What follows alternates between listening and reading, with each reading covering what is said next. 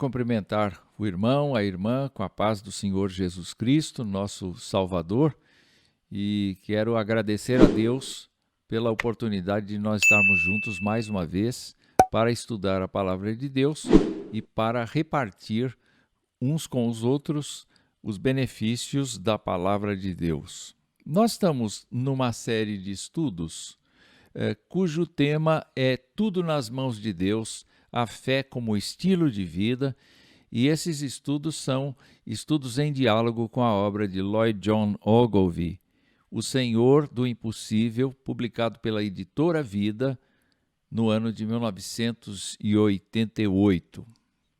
Nós estamos felizes de, nesta ocasião, podermos continuar neste capítulo 9 do livro, cujo título é Molhando os Nossos Pés, Josué atravessa o Jordão. E este capítulo tem uma relação muito boa com o capítulo anterior, que trabalhou a chegada do povo junto aos limites da terra de Canaã e, naturalmente, quando Deus determinou que os espias fossem ver a terra, apenas Josué e Caleb tiveram um relatório otimista da terra. Os demais tiveram um relatório pessimista que influenciou toda a população israelita e assim, então, toda a população israelita, pelo menos a sua expressiva maioria, acabou por optar por procrastinar, não entrar na terra de Canaã, mas evitar a todo custo o sofrimento da guerra, o sofrimento das invasões, o sofrimento das dificuldades naturais de adaptação à nova terra, enquanto que Deus permanecia fiel aos seus propósitos, dizendo: eu dei a vocês esta terra. A consequência direta desta procrastinação, desta falta de ousadia, desta falta de confiança na providência divina, nas promessas divinas, fez de fato com que o povo andasse mais 38 anos no deserto, até que Deus efetivamente levasse para a glória, para a eternidade, toda aquela geração, aquela primeira geração que saiu do Egito. Seus filhos é que acabaram entrando na terra prometida. Não é? Ogilvie levanta a seguinte problemática neste capítulo. Depois da frustração do tempo desperdiçado por conta da incredulidade e de sofrer as consequências da procrastinação, afinal foram 38 anos de peregrinação até que toda a primeira geração falecesse, eles estão agora acampados defronte ao Rio Jordão, e o Rio Jordão é romanticamente chamado por Ogilvie como um rio de perplexidades que corre entre nós, o povo de Deus, e a terra prometida por Deus. Então, Ogilvie está tratando da nossa relação com o Senhor do impossível, pergunta como você se sente acerca de seu amanhã, do futuro.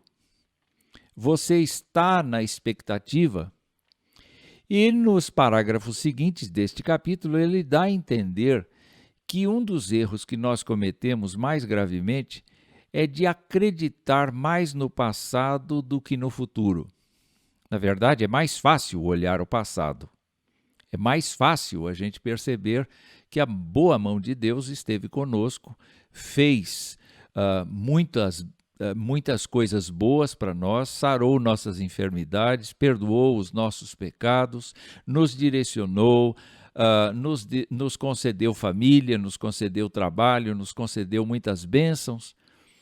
Mas acerca do futuro, como nós não conhecemos o futuro, a única coisa que temos são as promessas de Deus. E a Escritura está farta das promessas de Deus, no sentido de dizer que os salvos serão resgatados, que os salvos serão encaminhados para novo céu, nova terra, que durante a sua peregrinação na terra, os salvos estarão protegidos pela graça de Deus, sustentados ainda que passem por sofrimentos. Não é?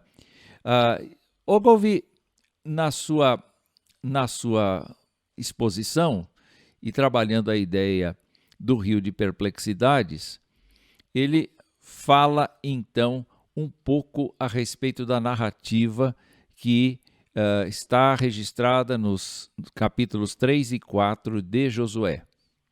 E ele diz assim: depois de passar um longo tempo com Deus, Josué anunciou ao povo: santificai-vos, porque amanhã o Senhor fará maravilhas no meio de vós.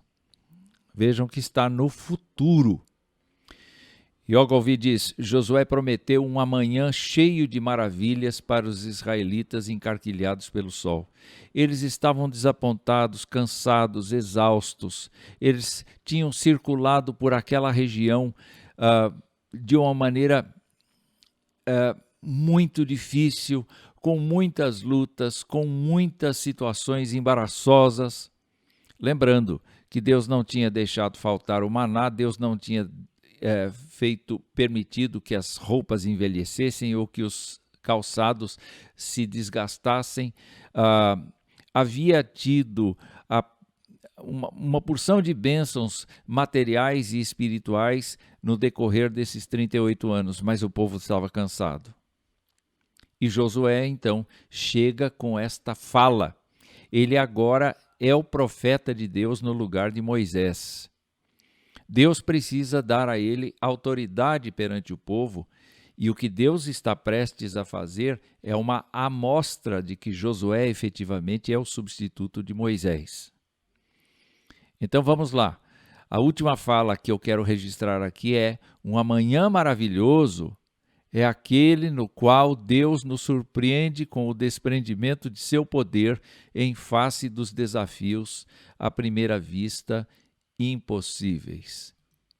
O nosso Deus, o Deus que nós servimos, é um Deus de muita criatividade, de muito poder, de muita graça. Nós sabemos disto. Mas, muitas vezes, nós ficamos intimidados com o futuro exatamente por conta de não reconhecermos ou de não entendermos a vontade de Deus para a nossa vida. Eventualmente, nós nos esquecemos das promessas que Deus nos fez de estar ao nosso lado, de morar em nosso coração, de ouvir as nossas orações, de se apresentar como aquele que pode derramar a sua paz quando nós estamos ansiosos. Mas, sobretudo, Deus está prometendo ao seu povo a redenção, a terra prometida, não num território do nosso planeta. Mais do que isso, nós estamos a caminho de uma cidade que Deus está plantando, um lugar que Deus está trabalhando. E nós precisamos nos apegar a esta promessa e permanecer fiéis. Esta é, em síntese, a proposta desse estudo nesta ocasião. Então, Ogilvy faz um roteiro e ele faz algumas perguntas. Algumas delas nós vamos responder, outras nós não vamos, em virtude da narrativa do texto. Mas as perguntas que ele faz para que nós contemplemos o futuro com esperança são essas. Quais são as promessas de Deus para nós? Como é que nós vamos responder a elas? O que é que Deus nos manda fazer? E como é que nós podemos fazer? Como Deus usa a nossa cooperação? E como é que nós devemos louvar a Deus por suas providências? Estas perguntas são importantes justamente para que nós possamos desenvolver, dentro da perspectiva bíblica, a nossa vida diária. Porque a nossa vida diária deve contemplar alguns elementos. O primeiro deles é em tudo dar graças. Em tudo dar graças. A segunda coisa é lembrar que o texto bíblico nos afirma com toda clareza que sabemos que todas as coisas cooperam para o bem daqueles que amam a Deus, daqueles que são chamados segundo o seu propósito. Isso está em Romanos capítulo 8, verso 28. Ou seja, nós precisamos olhar para o passado e ver como Deus nos conduziu, mas também olhar para o futuro e pensar como Deus está propondo nos conduzir até o final de todas as coisas. Então eu quero convidá-los para olhar o texto de Josué, capítulos 3 e 4, outra vez. Naturalmente, começando do princípio do capítulo, nós vamos encontrar Josué de madrugada e todos os filhos de Israel partindo de Sitim e vêm para o rio Jordão e pousam ali antes de o passarem. E depois de 3 dias que estavam lá, os oficiais passam pelo meio do arraial com a seguinte mensagem. Quando virdes a arca da aliança do Senhor, vosso Deus, e que os levitas sacerdotes a levam, partireis vós também do vosso lugar e a seguireis. Contudo, haja a distância de cerca de 2.000 côvados entre vocês, ou vós e ela. Não vos chegueis a ela, para que conheçais o caminho pelo qual haveis de ir, visto que por tal caminho nunca passastes antes. É verdade que o povo circulou pelo deserto e, com toda certeza, voltou a lugares que anteriormente já tinha passado. Mas aqui, Deus está preparando que aquele povo entre para a terra prometida. E quando o texto bíblico nos fala a respeito de como a promessa vai se concretizar, em primeiro lugar, não é Josué, não são os sacerdotes levitas ou levitas sacerdotes, não são pessoas, os príncipes do povo de Israel que vão dar o primeiro passo. O texto nos leva a pensar que para que houvesse ordem, e nós estamos falando de 600.000 homens acima de 20 anos, com suas famílias, portanto uma população monstruosa. Quando olhamos para este quadro, e o Rio Jordão na frente, em plena cheia, com as suas bordas transbordando, parece que esse rio é intransponível. Entretanto, Deus manda Josué falar que a arca da aliança do Senhor vai atravessar primeiro. Ela é símbolo da presença de Deus, ela é símbolo da graça de Deus para com aquele povo. E a arca do Senhor, conduzida pelos levitas sacerdotes, vai determinar a saída do povo e o povo tem que obedecer. É importante quando vemos uma ordem tão clara, uma ordem tão precisa. É importante que nós entendamos que o único passo que efetivamente vai agradar a Deus é a obediência à sua voz. A arca do Senhor, a arca da aliança do Senhor, neste caso aqui, é a bússola para o caminho. Eles vão percorrer um caminho que nunca antes tinham percorrido. Nós podemos lembrar de textos que são maravilhosos para a nossa instrução neste momento. O profeta, ouvindo a voz de Deus, dizia assim, registrava essas palavras: clama a mim e te responderei, e te anunciarei coisas grandes e firmes que não sabes. No Novo Testamento, nós encontramos uma palavra importante na primeira carta aos Coríntios, capítulo 2, verso 9, que diz: mas como está escrito, nem olhos viram, nem ouvidos ouviram, nem jamais penetrou em coração humano o que Deus tem preparado para aqueles que o amam. Ou seja, quando Josué estava anunciando aquilo que Deus faria, a arca da aliança do Senhor era o guia perfeito para o encaminhamento daquele povo ao lugar onde Deus tinha prometido dar a eles. O apóstolo Paulo, falando a Timóteo, diz que a palavra de Deus é divinamente inspirada, útil para redarguir, instruir, corrigir, a fim de que o ser humano salvo seja perfeitamente habilitado para realizar a obra de Deus.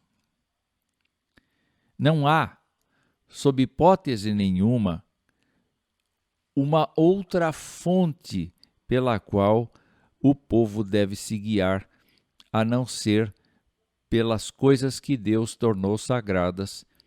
E no nosso caso, não temos mais a arca da aliança do Senhor entre nós, mas temos efetivamente a presença do Senhor, do seu Espírito no nosso coração e adiante de nós, e temos a sua palavra como norteadora. É importante, então, vermos este passo e caminharmos para mais adiante. O que é necessário, então, fazer? Já que o povo vai ter a arca do Senhor levada pelos levitas sacerdotes, agora existe uma parte das maravilhas de Deus para um amanhã diferente que requerem a consagração do povo. E Josué disse ao povo: santificai-vos, porque amanhã o Senhor fará maravilhas no meio de vós. E também falou aos sacerdotes, dizendo: levantai a arca da aliança e passai adiante do povo. Levantaram, pois, a arca da aliança e foram andando adiante do povo. Era necessário o processo de santificação justamente para que eles tivessem a sensibilidade da vontade de Deus. Nenhuma pessoa compreende o que Deus quer se ela não está com o coração preparado para isto. Às vezes, nós vamos encontrar Deus utilizando-se de vários outros expedientes, não é? A dor, o sofrimento, justamente para nos falar daquilo que nós precisaríamos ter feito ou daquilo que Ele pretende fazer conosco. De qualquer maneira, esta passagem aqui nos leva à ideia de que o povo precisava estar limpo para perceber o milagre. O milagre seria um teste muito grande para aquele povo, uma vez que, diferentemente do Mar Vermelho, o Rio Jordão não se abriria imediatamente. Ele demoraria um pouco, até porque os estudiosos entendem que as águas pararam de correr 30 quilômetros antes da passagem, do local da passagem. Isso significa que os sacerdotes tiveram que entrar dentro da água, e eu não sei a que profundidade até eles foram, mas a arca ficou plantada ali acima da superfície das águas, no meio do Rio Jordão, e até que o seu nível fosse diminuindo, ao ponto, então, do leito do rio se tornar seco. Era necessário então que o povo se santificasse. Era necessário que o povo experimentasse o poder de Deus por meio da confissão dos seus pecados, por meio da consagração de suas vidas, por meio do esquecimento dos prazeres físicos e íntimos. Era necessário que o povo se aprontasse para esta maravilha do Senhor. Agora, Deus fez justamente um teste com todo o povo, especialmente com os sacerdotes, com os levitas sacerdotes, porque a ordem que Deus deu para Josué foi a seguinte: tu, pois, ordenarás aos sacerdotes que levam a arca da aliança, dizendo: ao chegardes à borda das águas do Jordão, parareis aí. Então eu quero repetir aquilo que tem sido uma tônica desse estudo. As maravilhas de Deus para uma manhã diferente requerem uma liderança obediente e confiante. E nós assistimos, sim, com muita alegria, nós assistimos os sacerdotes tomando a arca, passando à frente do povo, e o povo mantendo 2.000 côvados de distância. De repente, os sacerdotes molham os seus pés na água. E a palavra do Senhor nos mostra que eles entraram no rio molhando-se.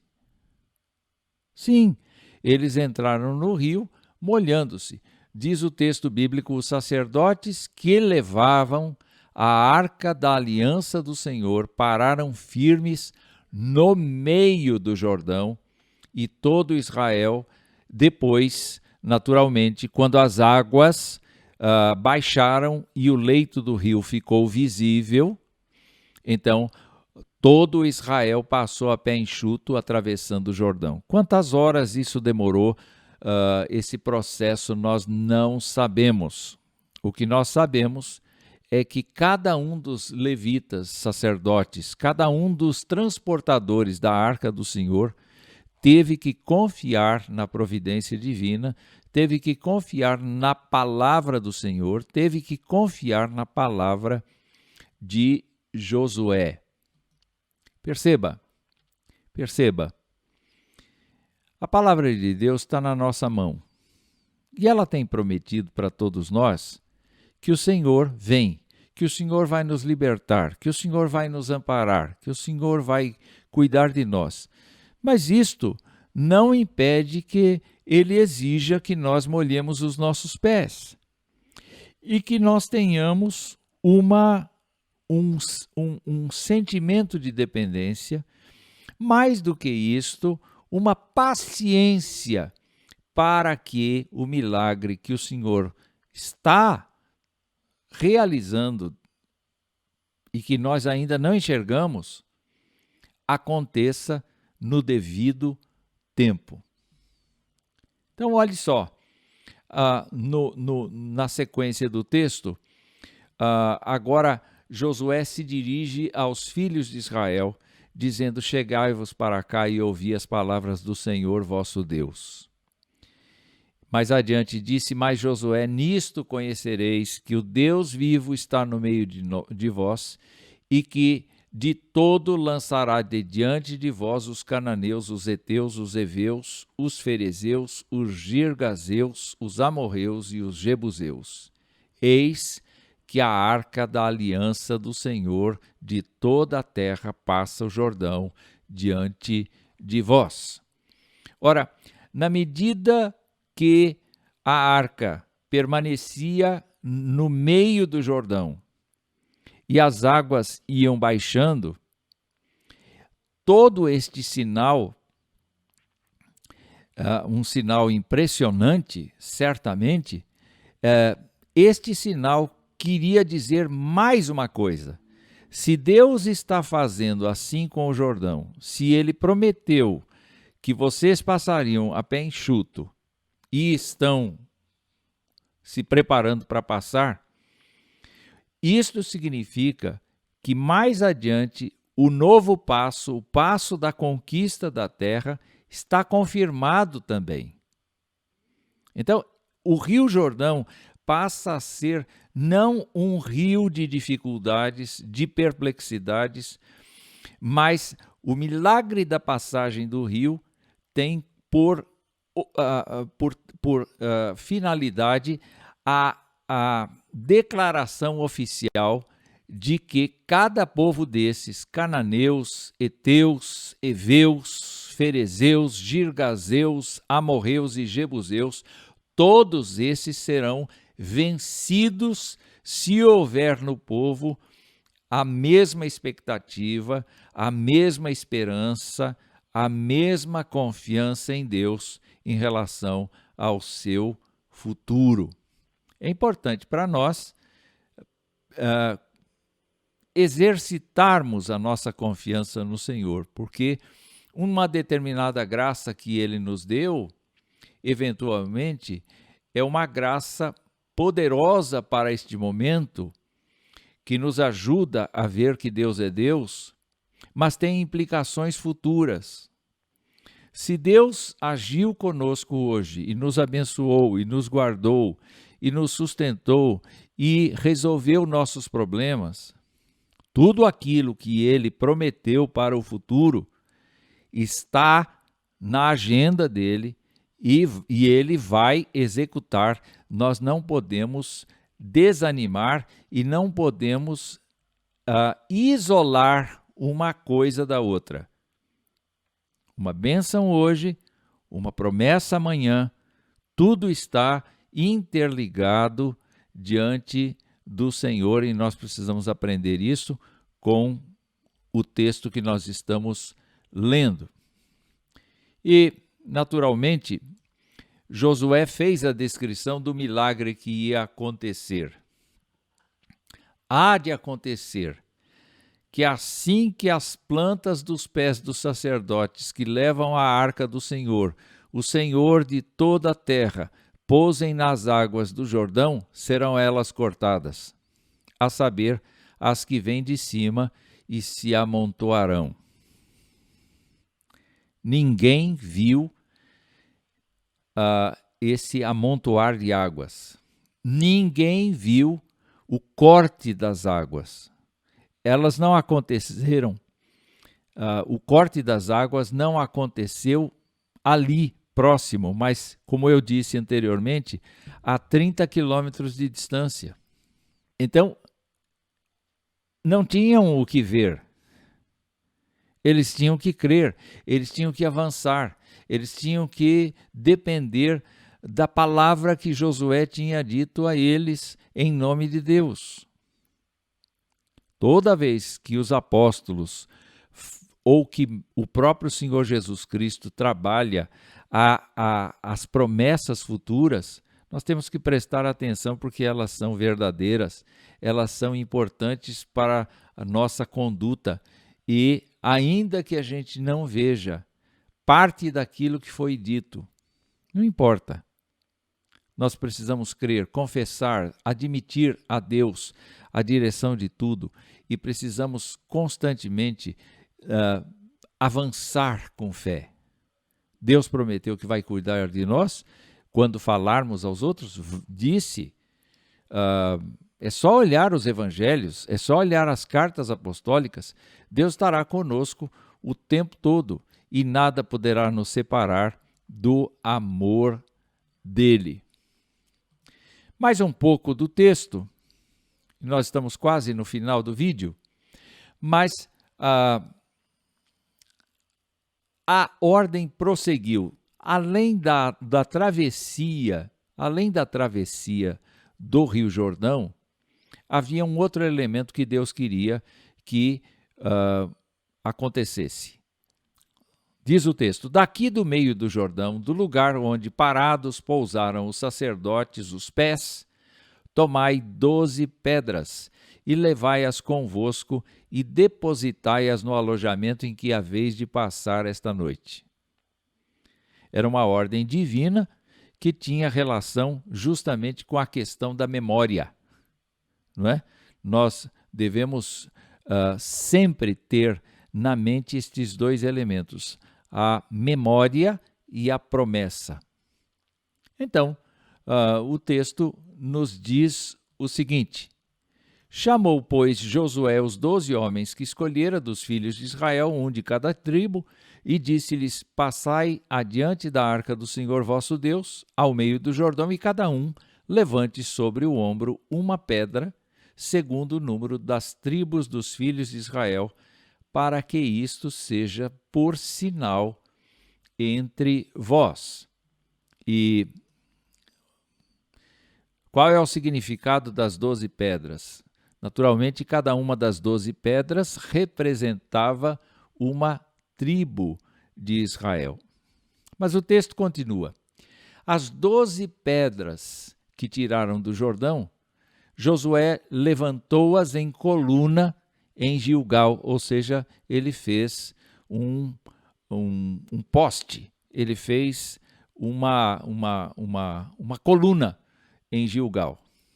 E disse aos filhos de Israel: quando no futuro vossos filhos perguntarem a seus pais, dizendo: que significam estas pedras? Fareis saber a vossos filhos, dizendo: Israel passou em seco este Jordão, porque o Senhor vosso Deus fez secar as águas do Jordão diante de vós, até que passasseis como o Senhor vosso Deus fez ao Mar Vermelho, ao qual secou perante nós, até que passamos. Para que todos os povos da terra conheçam que a mão do Senhor é forte, a fim de que temais ao Senhor vosso Deus todos os dias. Olhando para esta passagem, naturalmente nós temos então o significado das 12 pedras. Aquilo é homenagem ao Deus vivo, mas também um registro das maravilhas de Deus para testemunho das próximas gerações. Então aquele povo presenciou a arca da aliança do Senhor caminhando na frente pela mão dos levitas sacerdotes. Eles chegaram a molhar os seus pés e a molhar a sua roupa. Eles foram para o meio do Rio Jordão. E então, em determinado momento, quando as águas baixaram de vez, todo o povo, com suas famílias, com suas barracas, com seu gado, com suas coisas todas, passaram o rio, mas era necessário que, no lugar onde ficaram os levitas, sacerdotes com a arca, dali se tirassem 12 pedras representativas, uma de cada tribo, e então esta coluna que Josué erigiu em Gilgal tinha por objetivo o testemunho às próximas gerações. O Senhor nos fez passar em seco pelo Rio Jordão, assim como fez a geração dos nossos ancestrais passar pelo Mar Vermelho. Feliz foi Josué, feliz foi Calebe, porque eles assistiram os dois momentos.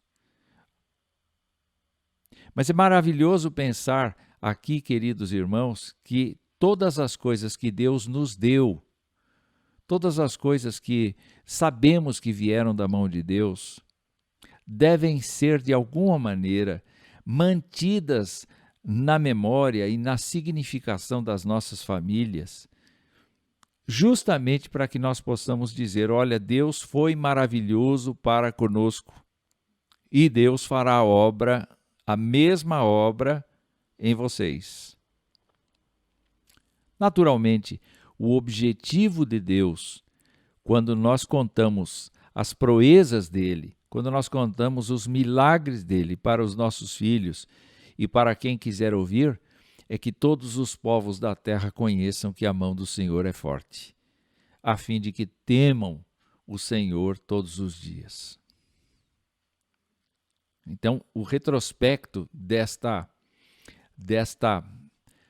lição de hoje é justamente não apenas o milagre que Deus executou, mas recordar, acima de tudo, que mesmo cansados, mesmo com dores, mesmo com aflições, nós não podemos descuidar da promessa do Senhor e que devemos aguardar a promessa do Senhor de resgate de nossas vidas com paciência e com esperança. Assim como aqueles nossos irmãos do passado foram pacientes e perseverantes dentro do Jordão, aguardando o esvaziamento das águas, passando a pé enxuto, nós podemos experimentar das mesmas graças.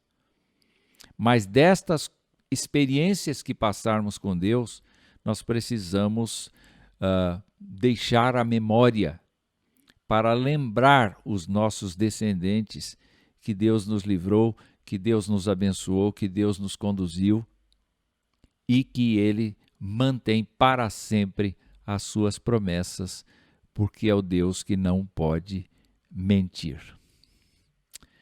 Vamos orar nesse instante.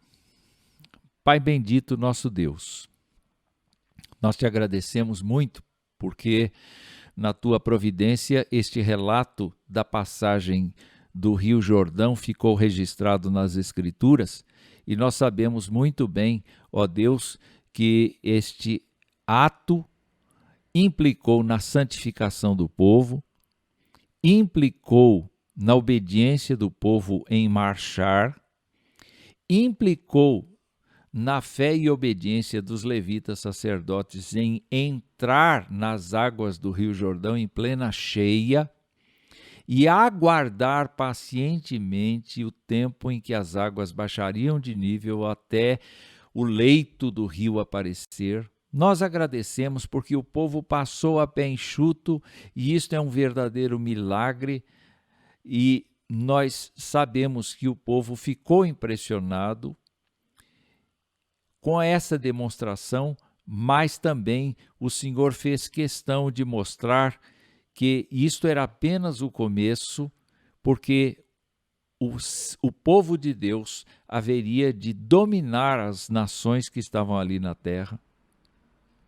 E nós te agradecemos, ó Deus, porque foi levantado um memorial daquele grande momento da história de Israel, a fim de que os filhos das gerações seguintes tivessem o testemunho da libertação do Senhor e ainda que as nações tivessem o conhecimento da tua glória e da tua grandeza. Ajuda-nos a entender que nós temos também o nosso Rio Jordão, mas nós não devemos nos atemorizar, devemos sim estar atentos a como o Senhor deseja que nós realizemos a tua vontade e assim, com muita paciência e perseverança, nós andaremos na tua vontade sabendo que mais à frente o Senhor está nos guiando, que mais no futuro o Senhor está conosco. Quando chegar o dia da nossa partida, o Senhor estará conosco e nós pedimos então que o Senhor nos dê confiança para realizar hoje aquilo que o Senhor nos pede, olhando para o amanhã com expectativa. Abençoa cada irmão, cada irmã. Oramos em nome de Jesus. Amém. Que o Senhor te abençoe e te guarde e que o Senhor fortaleça a sua fé em Cristo e nas promessas do Senhor. Firme nas promessas. Amém.